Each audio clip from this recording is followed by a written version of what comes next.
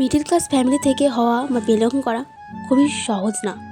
যেহেতু তুমি চাইলেই কোনো কিছু সহজে তাড়াতাড়ি করে কিনতে পারবে না।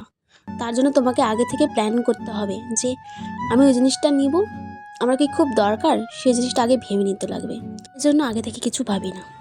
তো সকাল সকাল উঠে বাসন টাসন মেজে গ্যাস ট্যাস মুছে চা বানিয়ে নিয়েছি। প্রথমে খেয়ে নিয়েছি 1 গ্লাস জল।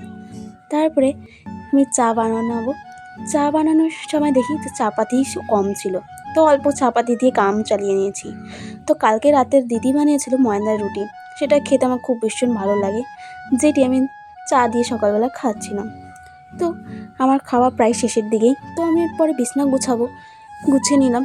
যে বিছনাটা প্রথমেই গুছিয়ে নিই, তাহলে একটু সুবিধা হবে, যে পরের কাজগুলো করতে অসুবিধা হবে না, যেন সুবিধা হবে।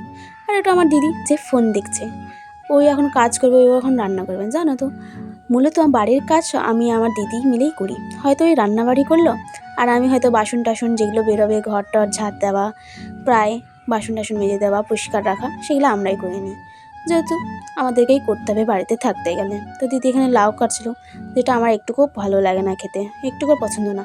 পরে চুল টুল আঁচড়িয়ে নিয়েছি, যেহেতু সানে যাব। সান থেকে এসে বলছিলাম যে জীবন থেকে যেমন শনির দশা চলে গেলে যেমন জীবন সুন্দর, তেমনই কিছু কিছু ফ্রেন্ড জীবন থেকে সরে গেলেই জীবন সুন্দর। আমার তো এটাই মনে